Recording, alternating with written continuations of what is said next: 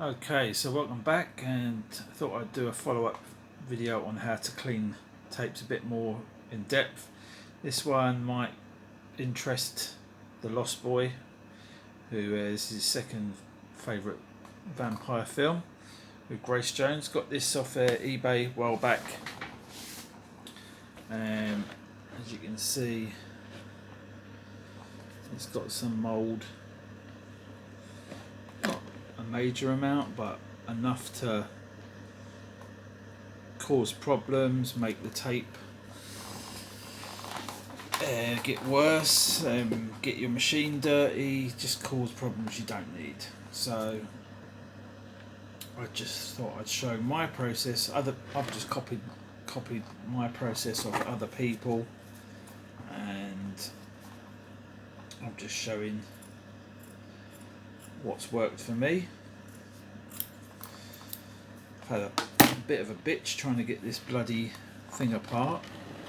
As you can see there, had to damage some of the tape here with the middle screw, because what they do is they sometimes use a triangle shaped screw or a star shaped screw or some weird combination. Warner Brothers tapes have had similar problems, but usually I can get them out, but this one I tried all different types of bits and I couldn't get it out, so I had to break the shell of the cassette to get it out, but it will still work and everything. It's got 1, 2, 3, 4 screws still to hold it all together. So yeah, that's something to bear in mind. If that middle screw is different to your usual Phillips head, it might give you problems. But I say I've cleaned loads of tapes, and this is only the third or fourth one that I've had with a security screw in the middle. So here you got your mechanism. I'll show that a bit better in a minute. I've taken part of it out and the springs. The tape feeds around this roller and through between this roller and this sort of cleaning pad, and this side it feeds in between these two rollers, so it should be sort of, anyway, you get the idea. So what I'm going to do straight away is take it out of the, it's not easy filming this and doing this, I'm sort of filming it sideways, and yeah, need a better setup. You see, as you can see now, there's more damage to the cassette, but anyway, I'll give that a clean in a second. What I really want to focus on is the cassette itself. So what you need to start off with is some just general paper, printer paper, and some isopropyl alcohol. Just dip that stuff in there. Get it soaked, wring it out a bit. And this will stop you, a lot of people say just fast forward it in your machine, but that's going to spread all this stuff around. So what we want to do is get as much of that crap out of there as possible. Now, sometimes this part of the this clear window will come away, but you can do it without that. You can just get your paper in there, give it a good rub. It won't damage the tape, but it shouldn't do, unless you crinkle it up. And these tapes, they can take some battering. You know, 40, 50-year-old tapes, and they're still, and the alcohol, you know, it'll evaporate, so it's not going to do any lasting damage. It's just going to clean the mould. And as you can see there, maybe you can, maybe you can't, there's some sort of brown sort of stainage. So I'm going to do is I'm just going to fold it back the other way, dip it again, get it soaking, dripping wet, but near enough dripping. Try not to crinkle the tape. Just feed it through there. And there's a little window there. You can use a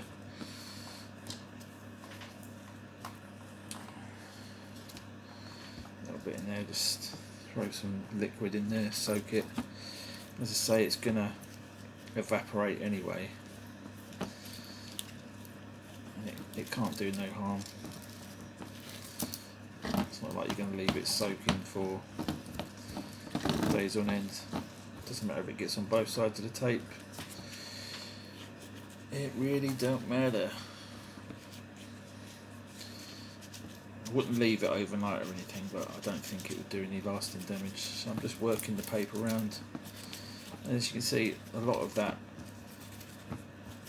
mould, it's not gone, but it's diluted and it's less visible. So I've got this bit here.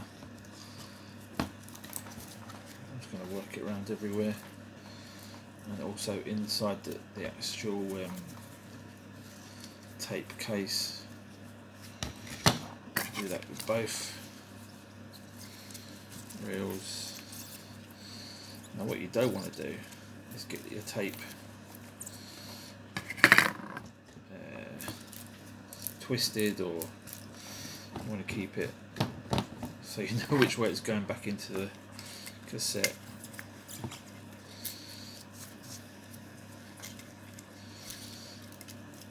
So I say, other people might do things differently. It's this way has worked for me. I started off just running it through the machine, and you get a lot of shit in the machine.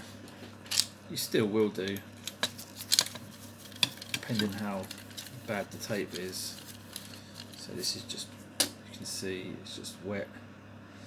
Most of that black stuff is broken bits of tape. The mould looks a lot worse than it actually is. Once you start cleaning it, it goes and it plays quite easily, quite clearly I should say. So once you've cleaned it, you've got this section here. Sometimes these little tabs, there's a few different ones, the way they slot in. Some slide over a post. This one just slots down that little edge there. Get some cotton bud, dip it in some alcohol and get into all these little nooks and crannies. Again, it'll, don't want to soak everything, but you want to get it clean.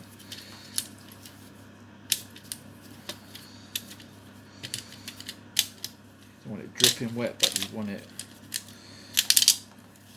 you don't want to come back and this tape's started growing more mould.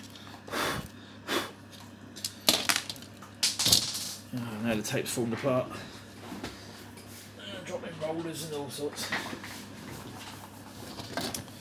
But yeah, most of these tapes, they go together exactly the same way, so you're not going to have any problems. So on the left hand side, you've got, move that back a bit, you've got this flap that you've got to feed the tape in between that flap and that post, and then it goes around the outside of that one.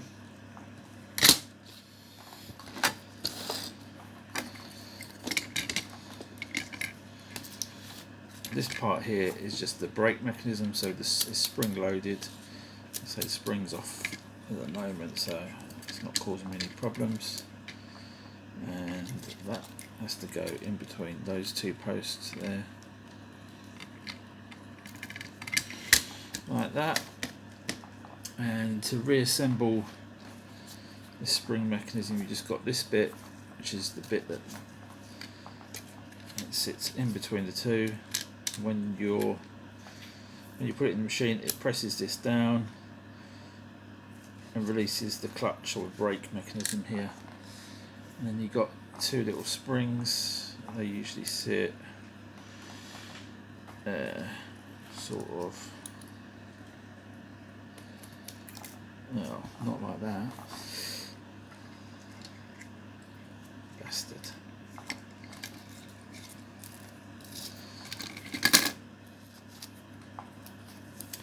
It's not easy to do with rubber gloves on. The only reason I've got these rubber gloves on is because the alcohol irritates my skin, especially when you've got any paper cuts or anything like that. It really bloody stings. So yeah, that one sits like that.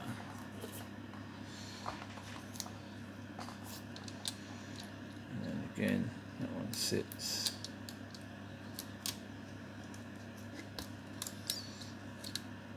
like that. And then when that presses, they spring open and shut. Goes in like that, and then that locks into place. So now what I'm going to do is I'm going to put it in the machine and run it, and yeah,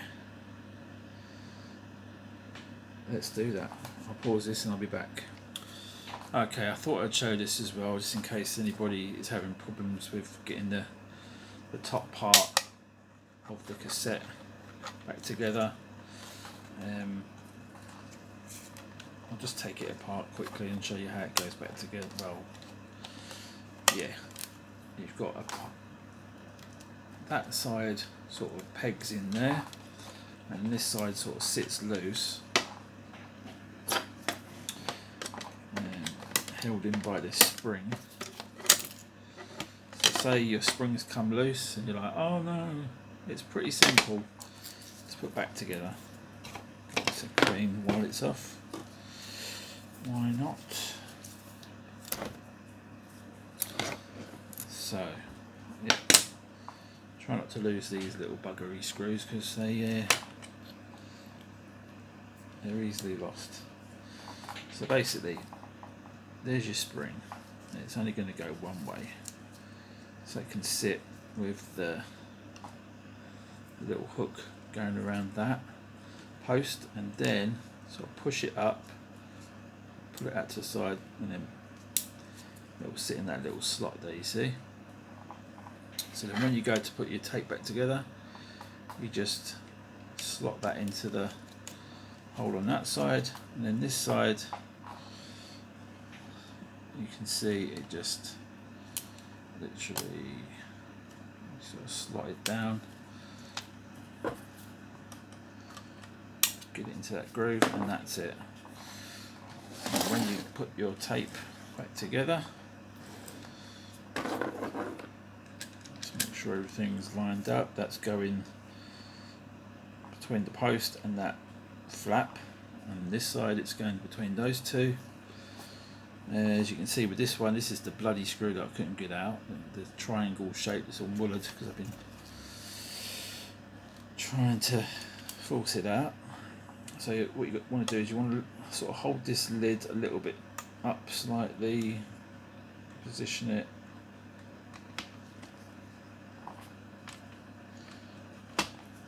so that goes down, and that should, now keep hold of your tape,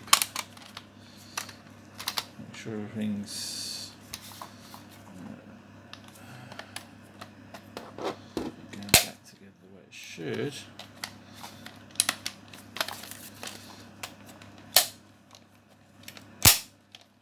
Seems alright.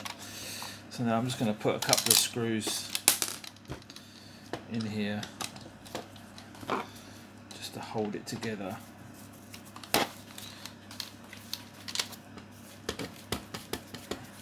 Just going to put two, one on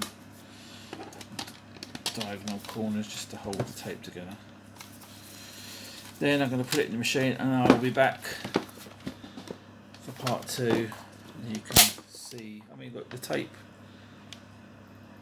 looks a lot cleaner than it did, but I want to get rid of any sort of residue. So yeah, that'll be part two coming up soon. All right, thanks for watching, and yeah, it is a bit tricky and it is a bit daunting, but it does get easier with practice. So I'll try on something, you know, not mega valuable or something that you're not afraid of damaging slightly, you can crinkle the tape, you can, you know, lose bits and be like, oh. But yeah, they are pretty much all the same. Slight little variances, but yeah, that's part one anyway. Any questions, leave down in the comments, and I'll show you it in the machine spinning around. I've showed it before, but I'll show it again. Just do a part one and part two. Alright, take it easy. Back soon.